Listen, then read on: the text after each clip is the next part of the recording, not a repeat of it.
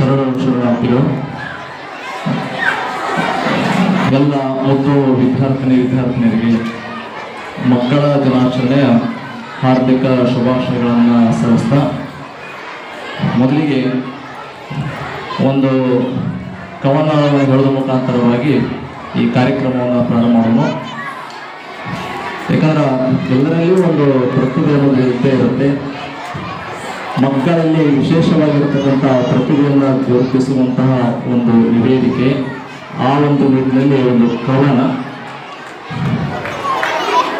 ಹೂವಿನಲ್ಲಿ ಅಡಗಿರುವುದು ಮಕರಂದದ ಕಾರಂಜಿ, ಹೂವಿನಲ್ಲಿ ಅಡಗಿರುವುದು ಮಕರಂದದ ಕಾರಂಜಿ. ಆ ಹೂವಿನ ಮಕರಂದವನ್ನ ಹೀರಲು ಬರತಕ್ಕಂತಹ ದುಂಬಿಯಲ್ಲಿ ಅಡಗಿದೆ ಝೇಂಕರಿಸುವ ಝೇಂಕಾರದ ಕಾರಂಜಿ. ಹಾಗೆ ಆ ಹೂವು ಮತ್ತು ಈ ದುಂಬಿಯ ಸಂಭ್ರಮವನ್ನು ಕಂಡು ಕುಣಿದು ಕುಪ್ಪಳಿಸ್ತಕ್ಕಂತಹ ಮಯೂರನಲ್ಲಿ ನರ್ತನದ ಕಾರಂಜಿ ನಮ್ಮ ಜಗದ್ಗುರು ತೋಂಟದಾರ್ಯ ಸಿರಿ ಶಾಲೆಯ ವಿದ್ಯಾರ್ಥಿಗಳಲ್ಲಿ ಅಂದರೆ ಮುದ್ದು ಎಲ್ಲ ಮಕ್ಕಳಲ್ಲಿ ಅಡಗಿದೆ ಪ್ರತಿಭೆಯ ಕಾರಂಜಿ. ಆ ಪ್ರತಿಭಾನ್ವಿತ ಮಕ್ಕಳ ಪ್ರತಿಭೆಯನ್ನು ಹೊಂದಿರತಕ್ಕಂತಹ ಮನಸ್ಸುಗಳನ್ನು ರಂಜಿಸ್ತಕ್ಕಂತಹ ಈ ವೇದಿಕೆಯ ಮೇಲೆ ನಡೀತಾ ಇರುವುದು ನಿಮ್ಮ ಎಲ್ಲ ನೆಚ್ಚಿನ ಗುರುಮಾತೆಯರ ಬಳಗದ ಸಾಂಸ್ಕೃತಿಕ ಕಾರ್ಯಕ್ರಮಗಳ ಕಾರಂಜಿ.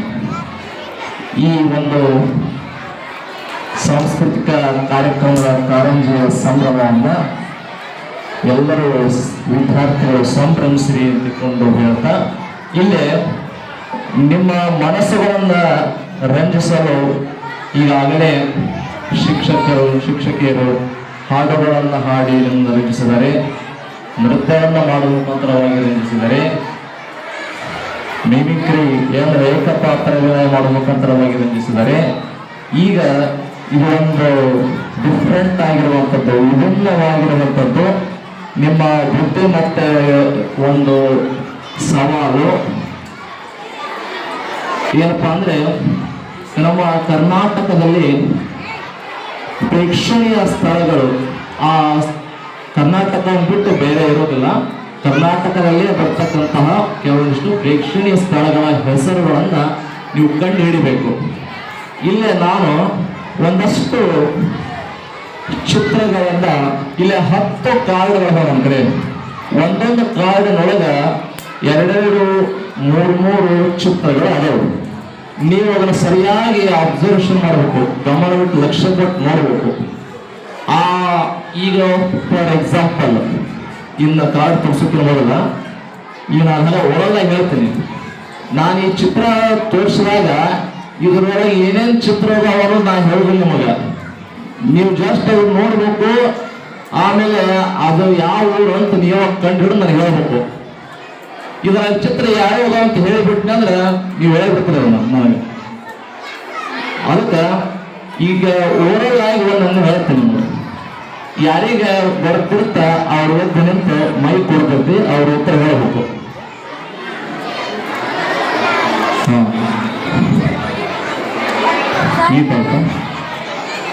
ಈಗ ಫಾರ್ ಎಕ್ಸಾಂಪಲ್ ಫಸ್ಟಿಗೆ ನಾನು ಹಂಗ ಓರಲ್ ಆಗಿ ಹೇಳ್ತೀನಿ ನಿಮ್ಮ ಪ್ರಶ್ನೆ. ಒಂದು ಊರಿನ ಹೆಸರು ಬರುವಂತಂಗ ಒಂದು ಈ ರೀತಿ ಒಂದು ಕಾರ್ಡ್ ಐತಿ. ಆ ಕಾರ್ಡ್ನೊಳಗೆ 3 ಚಿತ್ರ ಅಂತ ಅನ್ಕೊಂಡ್ರಿ ನೀವು. ಮೊದಲನೇ ಚಿತ್ರ ಒಂದು ಆನೆ. ಲಕ್ಷ್ಯ ಕೊಟ್ಟು ಕೇಳ್ರಿ, ವಿಚಾರ ಮಾಡ್ಬೇಕಿದಾನ.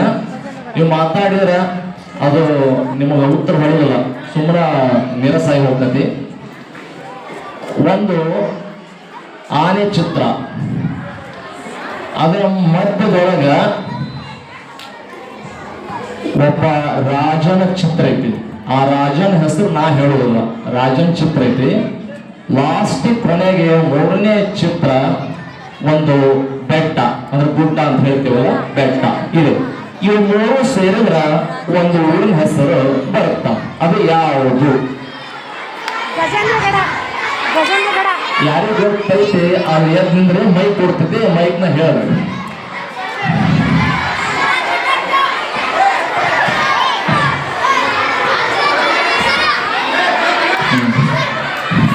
ಈಗ ಚಿತ್ರಗಳು ಸಾಧುಗಳು ಇಲ್ಲಿ ತೋರಿಸಿದ್ರೆ ಯಾರಿಗೂ ಕಾಣೋದಿಲ್ಲ. ಅದಕ್ಕೆ ನಾನು ನಿಮ್ಮ ಮಧ್ಯದೊಳಗೆ ಬರ್ತೀನಿ. ನಾನು ಈಗ ತಗೊಂಡು ಬರ್ತೀನಿ, ಜಸ್ಟ್ ರ್ಯಾಂಪ್ ಮಾಡ್ತೀನಿ. ನಾನು ಈಗ ಬಿಡ್ಕೊಂಡು ಬಂದ ಈಗ ನೀವು ಜಸ್ಟ್ ನೋಡ್ರಿ, ಉತ್ತರ ಯಾರಿಗೆ ಗೊತ್ತೈತಿ ಹೇಳ್ಬೇಕು. ಅದು ಹೆಂಗ ಅನ್ನೋದು ವರ್ಷ ಹೇಳ್ಬೇಕು. ಮತ್ತ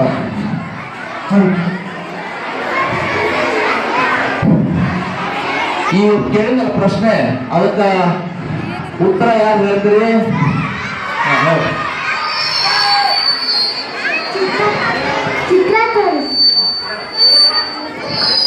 ಇಲ್ಲ, ಇನ್ನೂ ನಾನು ಸ್ಟಾರ್ಟ್ ಮಾಡಿಲ್ಲ. ಈಗ ಬರೀ ಎಕ್ಸಾಂಪಲ್ ಕೊಟ್ಟಿನ. ಈಗ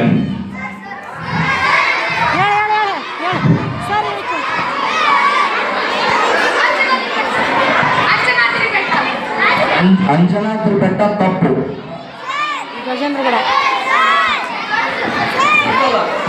ಎಕ್ಸಾಂಪಲ್ ಹೇಳಿದ ರಾಜನಾಗರಿ ಬೆಟ್ಟ ತಪ್ಪು. ಊರಿನ ಹೆಸರು ನಾ ಕೇಳೋದು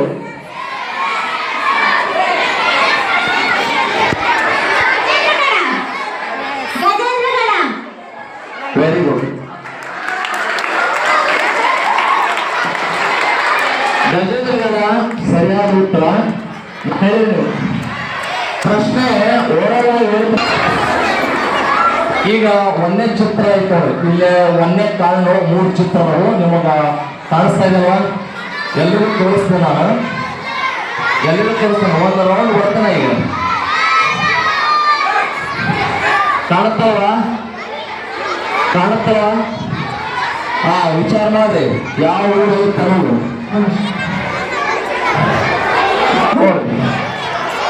ಲಕ್ಷ ಆ ಚಿತ್ರ ನೋಡ್ರಿ.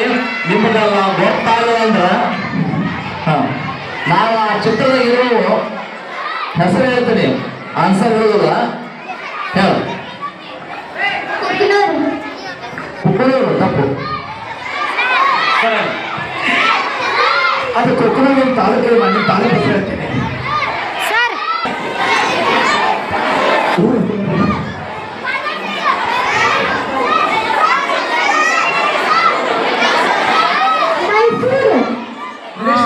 ಮೈಸೂರು ತಪ್ಪು.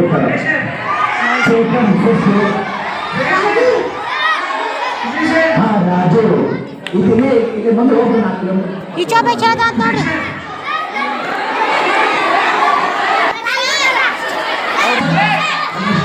ಗೊಡೂರು ಗೊಡೂರು.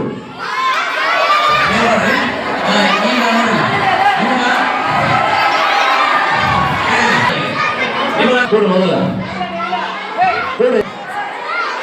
ಈಗ ಭಾವಚಿತ್ರದೊಳಗ ಒಂದೇ ಚಿತ್ರ ಕೊಕ್ಕರೆ ಐದೆ. ಆಮೇಲೆ ಮಧ್ಯದೊಳಗ ಒಂದು 20 ತೊಲಿ ಬೆಳ್ಳಿ ಐತಿ. ಆಮೇಲೆ ಲಾಸ್ಟಿಗೆ ವರ್ಣಮಾಲಿಯೊಳಗ ರೂ ಅಕ್ಷರ ಐತಿ. ಹೌದಾ? ರೂ ಅಕ್ಷರ ಐತಿ. ಆ ಮೂರು ಸೇರಿದ್ರೆ ಒಂದು ಊರು ಆಗುತ್ತ. ಈಗ ಗೊತ್ತಾಗ ಸರಿಯಾದ ಉತ್ತರ ಕೊಕ್ಕರೆ ಬೆಳ್ಳೂರು. ಬೆಳ್ಳಿ. ಹೌದಾ? ಆಮೇಲೆ ರೂ ಅಕ್ಷರ ಕೊಕ್ಕರೆ. ಲಾಸ್ಟಿಗೆ ಒಂದು ಯಾವುದು ಆಗುತ್ತೆ? ನಂಜನಗೂಡು ಸರಿಯಾದ ಉತ್ತರ. ಮೂರನೇ ಕಾರಣದೊಳಗೆ ನಾನು ತೋರಿಸ್ತಾ ಇದ್ದೇನೆ ನಿಮಗೆ. ಈಗ ಆ ಚಿತ್ರದೊಳಗೆ ಏನಂತ ಹೇಳ್ಬಿಡ್ತೀನಿ. ಇಲ್ಲ, ಮೊದಲನೇ ಚಿತ್ರದೊಳಗೆ ಒಬ್ಬ ವ್ಯಕ್ತಿ ಇನ್ನೊಬ್ಬ ವ್ಯಕ್ತಿಯನ್ನ ಕೊಡುತ್ತಾ ಇದ್ದಾನೆ. ನಾವಾಗುತ್ತೆ ಅಂತ ಕೊಳ್ಳುವುದು ಸರಿಯಾದ ಉತ್ತರ. ಕ್ಲಾಸ್ ಹಾಕಿದವರು. ಒಂದನೇ ಚಿತ್ರದೊಳಗ ರಾಣಿ ಚಿತ್ರ ಇದೆ. ಮಧ್ಯದೊಳಗ ಒಬ್ಬ ವ್ಯಕ್ತಿ ಬೆನ್ನನ್ನು ತೋರಿಸಿ ಹಿಂದೆ ನಿಂತಿದ್ದಾರೆ.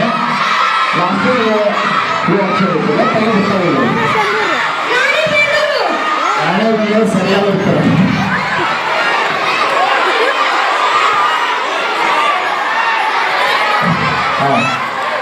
ಈಗ ಇನ್ನೊಂದು ಚಿತ್ರ ಐತಿ. ಮೊದಲಿಗೆ ಅಲ್ಲೊಂದು ಹಾಡು ನಾಲ್ಕು ಸಮುದ್ರ ಒಂದು ಊರಿನ ಹೆಸರು. ತಪ್ಪು ಸರಿಯಾದ ಉತ್ತರ ತಪ್ಪಾಗಿದೆ.